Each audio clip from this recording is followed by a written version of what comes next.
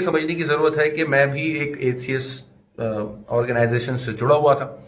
मैं खुद एथियस्ट रह चुका हूं और मैं जानता हूं एथियस्ट का क्या बिलीफ सिस्टम होता है।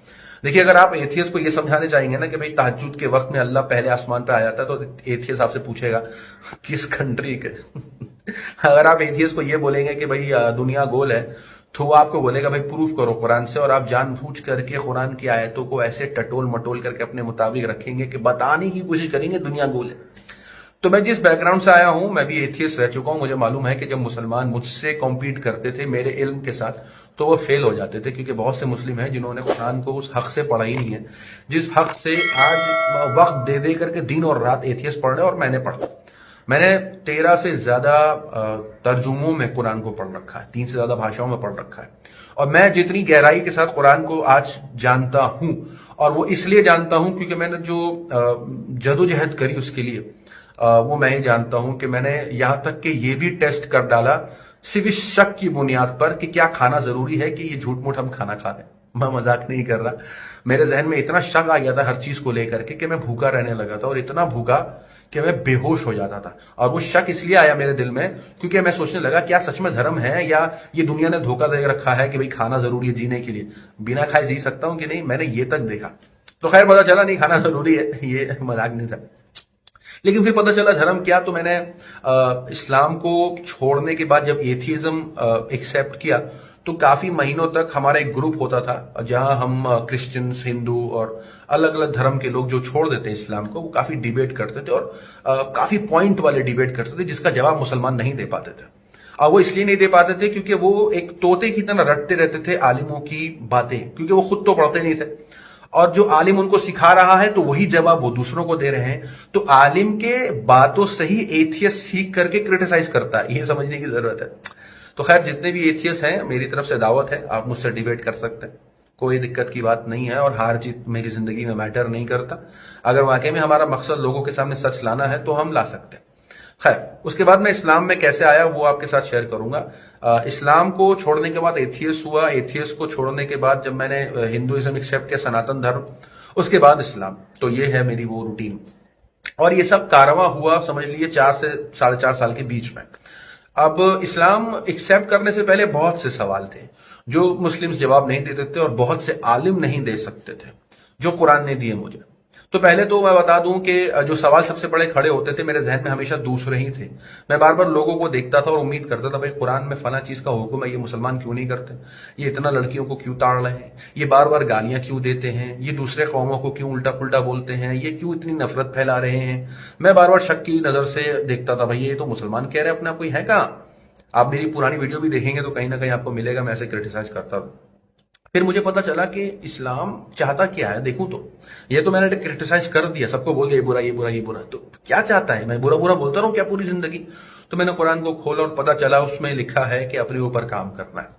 तो मैंने बोला अपने ऊपर काम करना है, अपनी जिंदगी के 30 साल तो मैंने जी लिए भैया, सब कर लिया, जो देखना था देख लिया, नशे कर लिए, गालियां दे ली, माँ बहन कर ली, सब गंदगी, मैंने सारी गंदगी कर ली। उसके बाद बोला जब मैंने ऐसी जिंदगी जी ली है तो कुछ दिन देखते हैं ऐसी जिंदगी जी करके, इतना तो लोगों को सुन के किया, चलो अब देखते हैं किताब से क्या फायदा होता है। उसके बाद जब मैंने उस किताब को पढ़ना शुरू करा तो मैंने नोटिस करा कि उस किताब ने जो हमसे उम्मीद करी वो ये थी कि हम काबिल बने, दैट्स इट। और इसी वजह से बुत परस्ती मना करी, इसी वजह से हमें पाक रहने को कहा, इसी वजह से हमें बुराइयों से दूर रहने को कहा और अच्छे अमल के करीब रहने को कहा। उसके बाद मुझे समझ में आया कि ये लड़ाई अल्लाह के और दूसरे खुदाओं के बीच नहीं है, ये असल अच्छाई और बुराई के बीच है। असल हमारे अंदर जो परख देखी जा रही है वो ये है कि हम किस चीज पे ज्यादा अट्रैक्ट करते हैं। अब जैसे आज की तारीख में साइंटिस्ट हैं, वो भी मानते हैं कि भैया एनर्जी है, हम में भी एनर्जी है। तो कुरान भी उसी एनर्जी के बल पे ही बात करता है कि वो बुरी और अच्छी दोनों हमारे जहन में जो थॉट होते हैं, प्रोसेस जो थॉट्स आते हैं, कुछ लोग अगर बहुत गंदे होते हैं तो देखिएगा उनकी जो संगत होती है वो गंदी, उनकी जबान होती है वो गंदी, वो गंदा सुनना पसंद करते हैं, गंदा देखना पसंद करते हैं, और उससे जो उनकी लाइफ हो जाती है वो एक ऐसी दायरे में आ जाती है जहां जहां जब तक किसी का मजाक नहीं उड़ाया जाएगा वो नहीं जाएंगे। अच्छी बातों से उनको दूर रखो, नहीं नहीं मुझे ये नहीं सुनना, कान पे जैसे मानो हाथ रख लें। اور अच्छाई का ऐसा है कि जैसे अच्छा सुनेंगे, अच्छी बातें होंगी, अपने ऊपर काम करने की बात होगी तो कान लगेगा, हाँ भाई सुनाओ भाई क्या बात हो रही है, मैं कैसे खुद अच्छा अपने अमल करके अपना। तो ये लड़ाई किसी अल्लाह और किसी और के खुदा के बीच में नहीं है, ये लड़ाई खुद से है और अपने आप को सुधारने से है, क्योंकि हम बहुत ज्यादा जो है खुदगर्ज हैं, और इस खुदगर्जी की वजह से हम ज्यादातर दूसरों को ही बुरा भला देखते हैं और उनको ज्यादा बुरा बना करके अपने आप को कम और कहीं ना कहीं अपने आप को डिफेंड कर लेते हैं कि हम उतने बुरे तो कम से कम नहीं। लेकिन एथियज्म इससे पूरा अलग है। वो बहुत से टॉपिक्स पे सवाल पूछते हैं, एग्जिस्टेंस पे और बहुत सी, जो कि इतना मायने नहीं रखता, क्योंकि कुरान की आयतें खुद कहती हैं कि भाई जो ईमान लाए अल्लाह पे बिना देखे और अच्छे अमल करता रहा, तो इसका मतलब यह है कि अल्लाह को आप नहीं देख सकते यहां। अब मरने के बाद क्या होगा वो तो उसको भी नहीं पता, जो है वो एथियस्ट हो या कोई भी दुनिया का कोई भी शख्स हो, उसे भी नहीं पता क्या हालात होने वाले। लेकिन ये जरूर होने वाला है कि हम मरेंगे, ये हक है, और इसके बाद अगर हमारी लाइफ आने वाली है, जो कि कुरान दावा करता है, तो वो किस बुनियाद पर फैसला होगा कि उसके मरने के बाद हमारी जिंदगी कैसी होगी, वो हम फैसला करेंगे जब हम यहां ऐसे अमल करेंगे। तो मिसाल के तौर पर अगर हम समझ गए कि भाई हमें बुराई से दूर रहना, अच्छाई के करीब रहना, और यही है जिसे हमें अपनी जिंदगी में लाना है, और इससे हमें बहुत से अमल पता चलते हैं, हमारा अकीदा, दूसरों के बारे में क्या राय रखते हैं, दूसरे के बारे में क्या ख्यालात रखते हैं, कहीं ना कहीं लौट के वो हमारे पास आते हैं। तो जैसे कि मैंने बताया, हिंदू भाई बहन मजाक उड़ा रहे थे मुसलमानों का, क्योंकि वो भाई साहब जो है कुरान का इंसल्ट कर रहे थे। अब अल्लाह ने पलट करके कैसे उनके ऊपर अजाब की शक्ल में उन्हीं को बेइज्जत किया। लेकिन क्योंकि कुछ लोग ऐसा नहीं देख रहे, उनको कर्मा से मतलब नहीं, उनको उनकी तरफ पलट के आता है वो नहीं, तो आज की तारीख में वो बेचारे अरेस्ट की मांग कर रहे हैं, क्योंकि वो किसी समुदाय को टारगेट कर रहे पहले। तो ये सब चीजें होती हैं, लेकिन इन सब चीजों में क्योंकि वक्त लगता है, फौरन बिजली थोड़ी गिरी आती है कोई गाली देता है तो। लेकिन वो गाली देने से ये जरूर होता है कि आने वाले वक्त में उस शख्स के ऊपर कोई भरोसा नहीं है, और उस शख्स की जो इमेज होती है वो तहस नहस हो जाती है बुरा भला कहने से। तो ऐसे इंसानों की माशरे में ना इज्जत होती है, सोसाइटी में ना उनको कोई ऐसे रिस्पेक्टफुल वे में देखता है। लेकिन अगर वो काम करता रहे अपने ऊपर, और जैसे कि कुरान में हदीसों में है कि भाई आसमान जितना गुनाह करे तो भी माफी है, तो ठीक है, अगर 40 साल 50 साल की उम्र में तौबा कर ले और बोले ठीक है मैं अब गाली नहीं दूंगा, तब भी है। लेकिन ये तो अपने अपने ऊपर अमल के ऊपर है भाई। अगर इंसान वाकई तरक्की चाहता है तो पहले से काबू करना शुरू करे खुद पर, और देखिए वो उसको जो अजर मिलने को है इस दुनिया में नजर आता हुआ दिखाई देगा। कुरान भी कहता है कि भाई जो इस दुनिया में अंधा रहा वो आखिरत में अंधा रहेगा। तो ये नहीं देख रहा कि बुराई से क्या आ रहा पलट के, जो ये नहीं देख रहा कि मेरे बुरे अमल से क्या होता है, जो ये नहीं देखता कि इससे जो गंदगी में फैलाता हूं, जो बुरा भला मैं कहता हूं दूसरों को, असल मेरे अपने हैं, और मैं दूसरों को इसलिए कहता हूं क्योंकि मैं किसी से इन्फ्लुएंस हो रहा हूं। तो जो ये सब नहीं देख रहे हैं कि उन पर पलट के आएगा, तो जो चीज समझने की वो यही है कि एथियज्म जो धर्म है वो उन चीजों पे ज्यादा सवाल उठाते हैं जिन पर बदअकीदा है, स्पेशली उन लोगों का जो ऐसी चीजों को ईमान का हिस्सा बना लेते हैं। मानो जैसे पहले आसमान पे अल्लाह आ जा रहा है, दुनिया गोल है। अब हजरत खिद्र ने जो है वो सूरज को डूबते हुए देखा, तो फिर अल्लाह के नबी ने क्या देखा था आसमान पे जाते हुए सूरज को।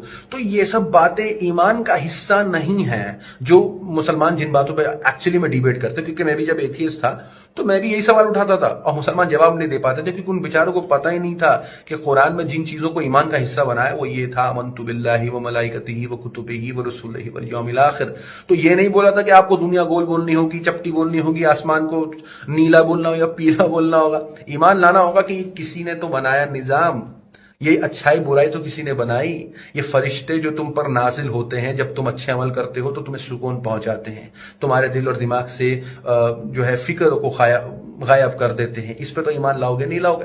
लेकिन क्योंकि इतना दूर जा चुका है, ये सब मैटर नहीं करता अब लोगों के लिए, तो इसीलिए अब वो एथियस्ट बने, अधर्मी बने, उससे कोई फर्क नहीं। क्योंकि जो लोग आज भी रिलीजियस हैं और अपने आप को बोलते हैं मैं मुसलमान या हिंदू या क्रिश्चियन, और इन सब चीजों के बारे में कोई नॉलेज नहीं उनको, तो वो भी अधर्मी ही है। तो जो साफ सीधी बात यही है कि उसे पहचानना, हमारी अपनी ज़रूरतों को पहचानना, हमारे जिस्म को पहचानना, हमारी जहनियत को पहचानना, हमारे अकीदों को पहचानना, और जो हमें सेंसेस दिए हैं इसका इस्तेमाल ढंग से करना, यही सिखाया जा रहा है इस्लाम में। और जो क्रिटिसाइज कर रहा है वो इससे दूर है, इसीलिए मना किया नहीं क्रिटिसाइज करना चाहिए। कहीं ऐसा ना हो कि तुम्हें नहीं पता तुम किसका मजाक उड़ा रहे हो, कल को यही चीज़ें तुम्हारे काम आती हैं।